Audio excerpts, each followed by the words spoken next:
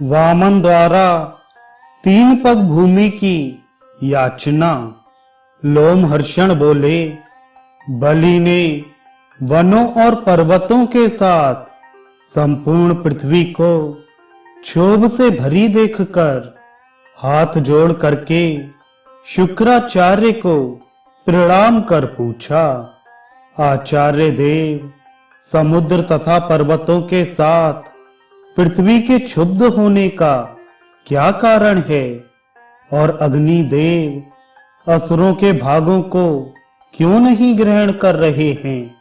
बलि के इस प्रकार प्रश्न करने पर वेदज्ञों में श्रेष्ठ बुद्धिमान शुक्राचार्य ने चिरकाल तक ध्यान लगाकर और तथ्य समझकर दैत्येंद्र से कहा, कश्यप के घर में जगद योनि संसार को उत्पन्न करने वाले सनातन परमात्मा वामन के रूप में अवतीर्ण हो गए हैं। दानव श्रेष्ठ वे ही प्रभु तुम्हारे यज्ञ में आ रहे हैं। उन्हीं के पैर रखने से पृथ्वी में विक्षोभ हो रहा है, जिससे यह पृथ्वी कांप रही है। ये पर्वत भी कांप रहे हैं और सिंधु में जोरों की लहरें उठ रही हैं। इस भूमि में उन भूपति भगवान को बहन करने की शक्ति नहीं है।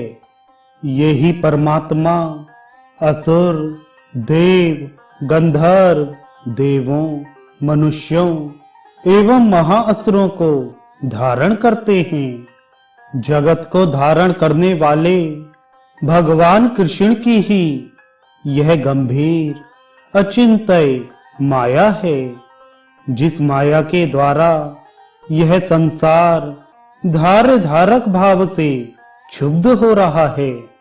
उनके सन्निधान होने के कारण देवताओं के शत्रु दैत्य लोग यज्ञ भाग पाने के योग्य नहीं रह गए हैं।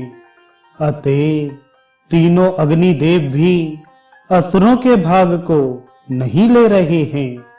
शुक्राचार्य की बात सुनने के बाद बलि के रोंगटे खड़े हो गए। उसके बाद बलि ने शुक्राचार्य से कहा, ब्राह्मण, मैं धन्य एवं कृतकृत्य हो गया, जो स्वयं यज्ञ के अधिपति भगवान लगातार मेरे यज्ञ में पधार रहे हैं। कौन दूसरा पुरुष मुझसे श्रेष्ठ है। सदैव सावधान रहने वाले योगी लोग जिन नित्य परमात्मा को देखना चाहते हैं, वे ही देव मेरे यज्ञ में कृपा कर पधार रहे हैं। आचार्य, मुझे जो करना चाहिए उसे आप आदिष्ट कीजिए। शुक्राचार्य बोले, असुर, वेदों का विधान है कि यज्ञ भाग के भोक्ता देवता हैं, परंतु दैत्य, तुमने यज्ञ भाग का भोक्ता दानवों को बना दिया है। यह वेद विधान के विपरीत किया है, विधान का उल्लंघन किया है। यही देव सत्व गुण का आश्रय लेकर विश्व की स्थिति और पालन करते हैं और यही सृष्टि भी करते हैं। फिर यही प्रभु स्वयं प्रजा का अंत भी करते हैं। विष्णु स्थिति के कार्य में कल्याणमय मर्यादा के स्थापन में तत्पर हो गए हैं। अतः आपको निश्चय ही बंदी होना है। महाभाग, इस पर विचार कर तुम्हारे मन में जैसी इच्छा हो वैसा करो। दैत्यपते, देखना, तुम थोड़ी सी भी वस्तु देने के लिए उनसे प्रतिज्ञा मत करना। व्यर्थ की कोमल और मधुर बातें करना।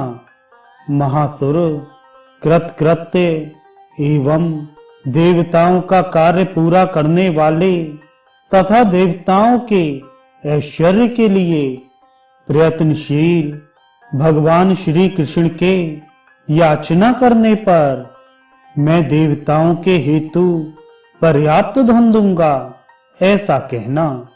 बलि बोले, ब्राह्मण, मैं दूसरों की याचना करने पर भी नहीं है ऐसा कैसे कह सकता हूं? फिर संसार के पापों को दूर करने वाले उन देव से कहने की तो बात ही क्या है?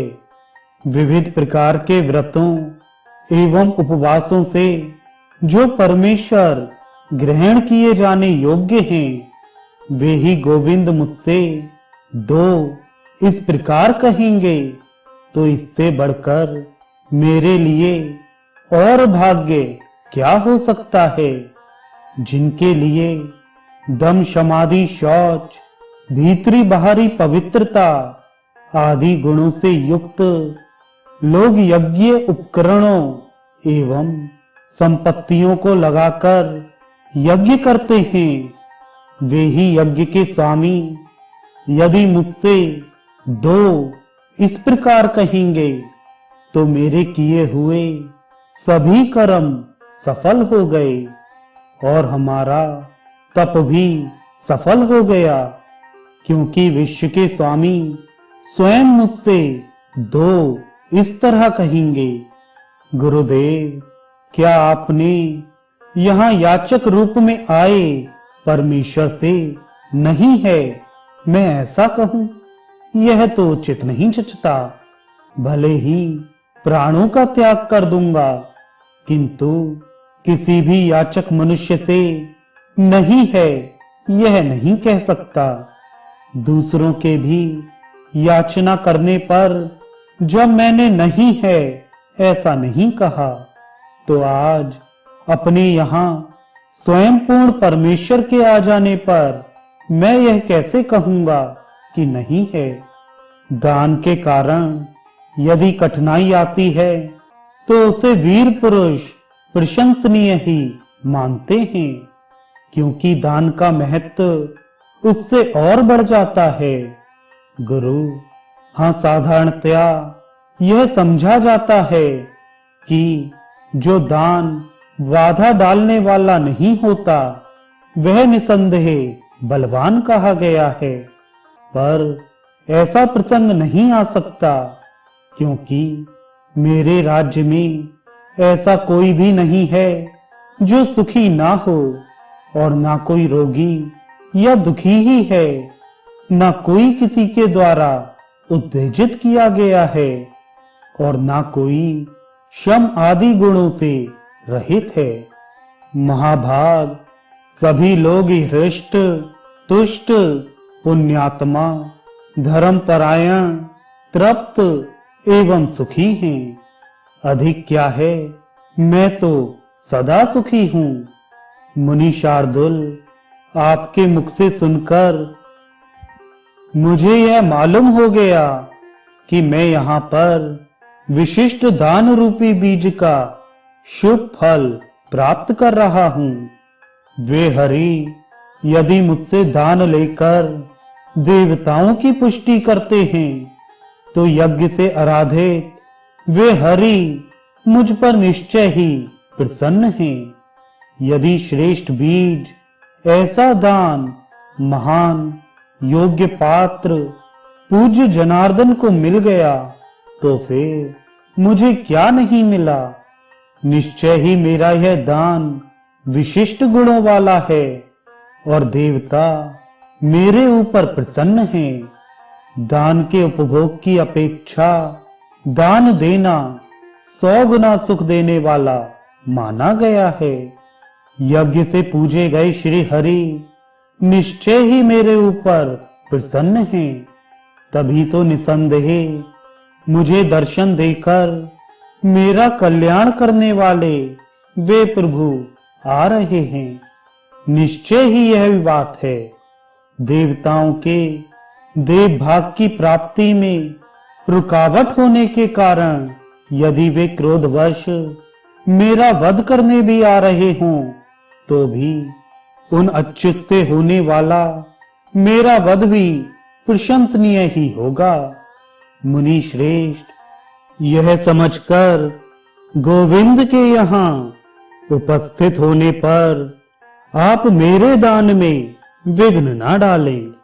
लोमहर्षण बोले, शुक्राचार्य और बलि में इस प्रकार बात हो ही रही थी कि सर्वदेवमय अचिंत्य भगवान अपनी माया से अपना वामन रूप धारण कर वहीं पहुंच गए। उन प्रभु को यज्ञ स्थान में उपस्थित देखकर दैत्य लोग उनके प्रभाव से अशांत और तीव्र तेज से रहित हो गए। उस महायज्ञ में एकत्र वशिष्ठ, विश्वामित्र, गर्ग एवं अन्य श्रेष्ठ मुनिजन अपना अपना जप करने लगे। बलि ने भी अपने संपूर्ण जन्म को सफल माना, किंतु उसके बाद इधर खलबली मच गई और संक्षुब्ध होने के कारण किसी ने कुछ भी नहीं कहा। उनके दैदीप्यमान तेज के कारण प्रत्येक ने देवादिदेव की पूजा की। उसके बाद वामन रूप में प्रत्यक्ष प्रकट हुए विष्णु भगवान ने लोगों से पूजित होने के बाद एक दृष्टि से चारों ओर देखकर उन विनम्र दैत्यपति एवं मुनिवरों को देखा तथा यज्ञ, अग्नि, यजमान, यज्ञ कर्म में अधिकृत सदस्यों एवं द्रव्य की सामग्रियों की प्रशंसा की। विप्रो तत्काल ही सभी सदस्य गण यज्ञ मंडप में उपस्थित पात्र स्वरूप वामन के प्रति साधु साधु कहने लगे। उस समय हर्ष में विवल होकर महाअसुर बलि ने अर्घ लिया और गोविंद की पूजा की तथा उनसे यह कहा। बलि ने कहा, वामन देव, अनंत स्वर्ण और रत्नों के ढेर तथा हाथी, घोड़े, स्त्रियां, वस्त्र, आभूषण, गायें तथा ग्राम समूह, ये सभी वस्तुएं समस्त पृथ्वी अथवा आपकी जो अभिलाषा हो वह मैं देता हूं। आप अपना अभीष्ट बतलाएं।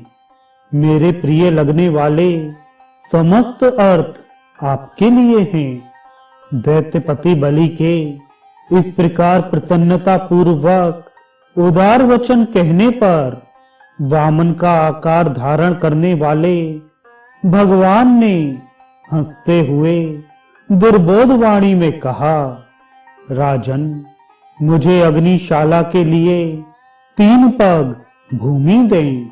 स्वर्ण, ग्राम एवं रत्न आदि उनकी इच्छा रखने वाले याचकों को प्रदान करें। बलि ने कहा, हे पदधारियों में श्रेष्ठ, 3 पग भूमि से आपका कौन सा स्वार्थ सिद्ध होगा? 100 अथवा 100,000 पग भूमि आप मांगिए। श्री वामन ने कहा, हे दैत्यपते, मैं इतना पाने से ही कृतकृत्य हूं। मेरा स्वार्थ इतने से ही सिद्ध हो जाएगा। आप दूसरे याचना करने वाले याचकों को उनके इच्छानुकूल दान दीजिएगा।